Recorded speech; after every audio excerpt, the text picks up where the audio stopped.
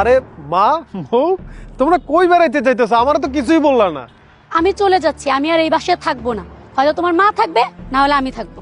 হ্যাঁ, তোর বউ ঠিকই কইছে। এই বাড়িতে তোর বউ লাগে আমি থাকবো না। এই বাড়িতে হয় তোর বউ থাকবো, নাহলে আমি থাকবো। দেখছো এই বুড়ি কিভাবে আমার সাথে কথা বলতেছে? সব সময় শুধু আমার ভুল ধরে।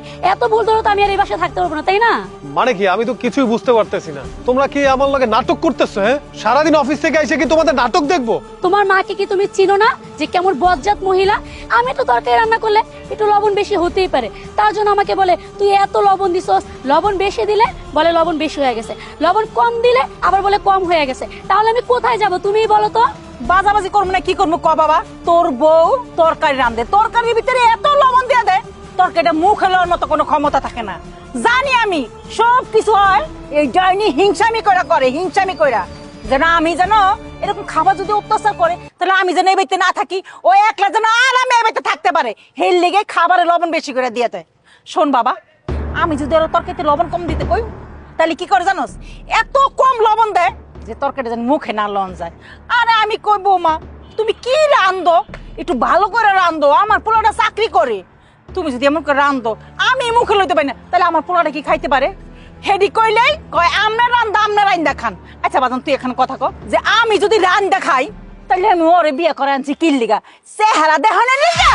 আরে আমি বুঝি না, তোমরা দুইজন কি আমার লগে মজা লইতেছো? অফিস থেকে এসে কি তোমাদের মজা দেখবো আমি? দেখো মা, আমার আর এইসব ভেজাল ভাল লাগতেছে না। তোমরা কি করবা না করবা তোমরা ডিসাইড করো। এই শোনো, কোনো মজা নিতেছি না। হ্যাঁ, এই বজ্জাত মহিলার লেগা এই বাসায় থাকা আমার জন্য মুশকিল হয়ে গেছে। সারাদিন কানের সামনে জ্ঞান ওর জ্ঞান ওর জ্ঞান ওর জ্ঞান করতেই থাকে। হয়তো তুমি তোমার মাকে নিয়ে থাকবে, না হলে আমাকে নিয়ে থাকবে। এখন তুমি ডিসাইড করো যে তুমি কাকে সব থেকে বেশি ভালোবাসো। বুঝছি, সব নাটক, সব নাটক। আমার পোলার আরে এই যে বিডা বিডা কথা কয়া ভুলাইয়া আমি যেন এই বাড়িতে না থাকতে পারি, এই কারণে। ঠিক আছে, তোকে বাড়িতে তোরাই থাক, আমার ভালো লাগবো না। আমি তো বুড়া মানুষ, আমার দুই চোখ যেদিকে যায় আমি সেদিকে যাবো। আমি কারো বোঝ হইতে চাই না। আমি একলা মানুষ, আমার একলা পেট চললেই যাইবো যে কোনো ভাবে। দেখছো দেখছো কিরকম ঢং করতেছে?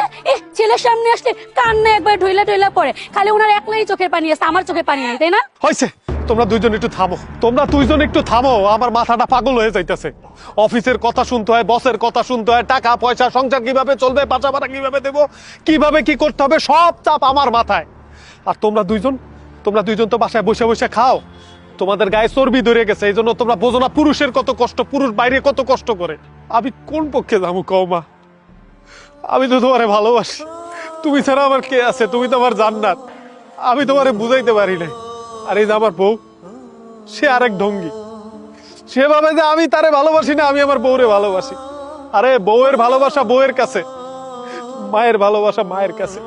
এই জিনিসটাই তোমরা বউ শাশুড়ি বুঝতে চাও না। তোমরা মনে করো মায়ের সাথে ভালো সম্পর্ক হইলে আমার স্বামীরে মনে হয় মা পটায় দিতেছে, আবার বউয়ের সাথে ভালো সম্পর্ক হইলে মা ভাবে যে বউয়ের আসলে বান্দা পড়ে গেছে। আমরা পুরুষেরা কি করবো কত? আমরা কি কাজে মনোযোগ দেব, নাকি টাকা কামাবো বলো, নাকি তোমাকে ওই জ্ঞান শুনবো? পুরুষের কোনো দাম নাই। কারণ কি জানো, তাকে কেউ বোঝে না। পুরুষের কষ্ট না বোঝে মা, না বোঝে বউ, না বোঝে ভাই, না বোঝে বোন, না বোঝে বন্ধু। ঠিক আছে, তোমাকে কোথাও যাওয়া লাগবে না, আমি চলে যাইতেছি। তোমরা ভালো থেকো, তোমাকে যা খুশি তোমরা করো। আমি দরকার হইলে রাস্তায় বসে ভিক্ষা করবো, তবুও তোমরা পুরুষের কষ্ট বুঝছো। আমি গেলাম। দাঁড়াও দাঁড়াও মেঘ, আমার কথা একটু শুনে যাও। দাঁড়া বাবা, চাইস না তুই। আসলে কি বাবা জানোস, এই যে আমরা না, আমগো সুখে থাকলে ভূতে কি লাগ? কারণ আমরা তো সুখে আছি, তাই ভাল লাগতেছে না। আমগো আরো সুখের দরকার। এই যে আমগো মতো কিছু শাশুড়িরা কি করে জানোস, কেবল ছেলে করে কান পরা দেয়। আরে আমরা একটা বার চিন্তা করি না যে আমার ছেলে পরের চাকরি করে, অফিসে কাজ করে, অফিসে কি ভালো আছে না, কোনো সমস্যা হয়েছে না, কোনো বিপদ হয়েছে, ওগুলি আমরা দেখি না। ছেলে আসার সাথে সাথে কেমনে বোর নামে বদনাম কমু, বোর নামে কান পরা দিমু, শুধু আমরা ওই ধান্দায় থাকি। কেন জানোস, যে ছেলে যেন বোরে ভালো না বাসে, কোথায় কোথায় যেন বোর সাথে খারাপ ব্যবহার করে, বোর আঁচলে যেন বাঁধা না পড়ে। আরে আমরা বুঝি না যে আমাদেরও তো মেয়ে আছে, অন্য বাড়ির মেয়েরে যেমন আমাদের বাড়িতে বউ করে নিয়ে আসছি, আমাদের বাড়ির মেয়েও অন্য বাড়িতে আমরা বউ করে পাঠাইছি। অন্য বাড়ির মেয়ের সাথে আমরা যেরকম খারাপ ব্যবহার করব, আমাদের বাড়ির মেয়ের সাথে অন্যরা তো এরকমই খারাপ ব্যবহার করবে। ওই যে একটাই আমাদের সমস্যা, আমরা বলি যে পরের মেয়ে। আরে কেন রে ভাই, পরের মেয়েরা আমরা নিজের মেয়ে কেন ভাবতে পারি না? যদি পরের মেয়েরা আমাদের নিজের মেয়ে ভাবি, তাহলে তো আমাদের সংসারে এত অশান্তি হয় না।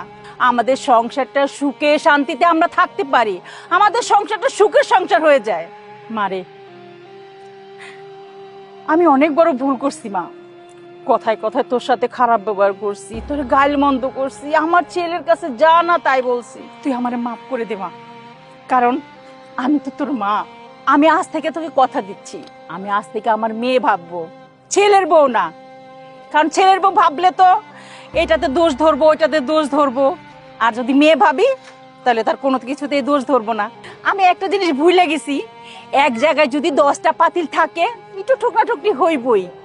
যদি এতটুকু ঠোকরাঠুকরি না হয়, তাহলে এখানে ভালোবাসা হয়? যেখানেই কথা কাটাকাটি আছে, সেখানেই ভালোবাসা আছে, তাই না? আসলে আপনি তো আমার মুরব্বী, আমি তো ছোট হয়ে আপনার সাথে সবসময় মুখ লাগাতাম। একটা শাসন করলে আপনার সাথে সাথে ঝগড়া করতাম। কখনোই বুঝতাম না যে আমার মা হলো তো আমার শাসন করতে পারতো। আমার মা হলো তো কখনোই আমার মার মুখে মুখে আমি তর্ক করতাম না। আপনিও তো আমার মার মতো, তাই না? আমার স্বামীর মা মানে আমার মা। আমার তো মা কত আগেই মারা গেছে, কিন্তু আমি আপনাকে মায়ের মতন কখনোই সম্মান দিইনি। সব সময় শুধু বাজাবাজি করতাম। আমি ভাবতাম যে আপনি বোধহয় আপনার ছেলের কানে সব সময় কুপরামর্শ দেন, যাতে ও আমাকে ভালো না বাসে, আমাকে যাতে ও আদর না করে। সব সময় আপনার আঁচলের তলে ওকে বাইধা রাখতে চান। কিন্তু আজকে আমি বুঝতে পারছি যে না, আপনিও হচ্ছেন আমার নিজের মায়ের মতনই। আমাকে সত্যি আপনি ভালোবাসেন। হয়তো আমি আপনার মুখে মুখে তর্ক করতাম, তাই আপনিও আমাকে 2-4 কথা শুনাতেন। আমার মাও তো ছোটবেলায় আমার কত বকা দিত, কত মারতো, আমাকে শিখাতো যে স্বামীর সংসার কিভাবে করতে হয়। আমাকে বলতো যে বিয়ের পরে আমার শাশুড়ি যদি আমাকে একটা বকা দেয়, আমি কখনোই যাই তার মুখে মুখে তর্ক না করি। কিন্তু দেখেন, বিয়ে হওয়ার পরে আমি আমার স্বামীকে পেয়ে সবকিছুই ভুলে গেছি। আমি ভুলে গেছি যে আমার স্বামীটা কোথা থেকে এলো। আপনি তাকে জন্ম না দিলে আমি তো কোনোদিনই আমার এত ভালো স্বামী পেতাম না, তাই না? আমার এত ভালো স্বামী যেহেতু আমি পেয়েছি, আমার স্বামীটা এত ভালো, তাহলে তার মাটা না জানি কত ভালো। কিন্তু দেখেন, আমরা বউরা না জেনা না বোঝা সবসময় শাশুড়ির মুখে মুখে তর্ক করি। আমি ভাবি যে না, শাশুড়ি কেন এত কথা বলবে, শাশুড়ি মনে হয় মায়ের মতো ভালোবাসে না। কিন্তু শাশুড়িরা তো মায়ের মতনই হয়, সবসময় মায়ের মতো শাসন করবে যাতে আমরা কোনো ভুল না করি, আমরা যদি সুন্দর মতন সংসার করতে পারি। কিন্তু এটা আমি কখনোই ভাবতাম না। আজকে আপনার কথা শুনে আমার ভুল ভেঙে গেছে মা। আমরা যদি শ্বশুর শাশুড়ির সাথে মিলেমিশে থাকতাম, তাহলে আজকে বাংলাদেশে এত এত বৃদ্ধাশ্রম খোলা হতো না। তাহলে সবাই শ্বশুর শাশুড়িকে নিয়ে সারা জীবন মরার আগ পর্যন্ত একসাথে সুখে শান্তিতে আমরা থাকতে পারতাম। আর মা, পুরুষেরা বাহিরে কতই না কষ্ট করে, সারাদিন পরিশ্রম করে নিজের মা, বউ, সন্তান, আত্মীয় স্বজনকে ভালো রাখার জন্য। কিন্তু আমরা মেয়েরা সারাদিন ঘরে বসে খাই আর কুটকাচালি করি। মানে আমরা তো কোনো কষ্ট করি না, তাই আমরা পুরুষের কষ্টটা কখনো বুঝিও না। না বুঝে বউ শাশুড়ির যুদ্ধ লাগাই দিই। কাজের থেকে আসতে না আসতে কানের সামনে ঘ্যান ঘ্যান ঘ্যান ঘ্যান করতেই থাকি, তোমার মা এটা করছে, তোমার বোন এটা করছে, তোমার বাবা এটা করছে।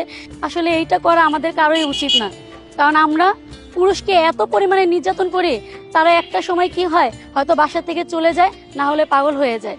মা, আমি অনেক ভুল করেছি, আমি আপনার কাছে ক্ষমা চেয়েছি, আমাকে মাফ করে দেন। আর আজকের পর থেকে আপনি আমার মা, আমি আপনার মেয়ে। আজকের পরে থেকে আমরা সবাই মিলেমিশে একসাথে এক সংসারে থাকবো, আমাদের একটা সুখী সংসার গড়ে তুলবো। মা, আয় মা, আমার বুকে আয়। ও, তাহলে তো বউ শাশুড়ির মিল হয়ে গেল। চলো আমরা ঘুরতে যাই।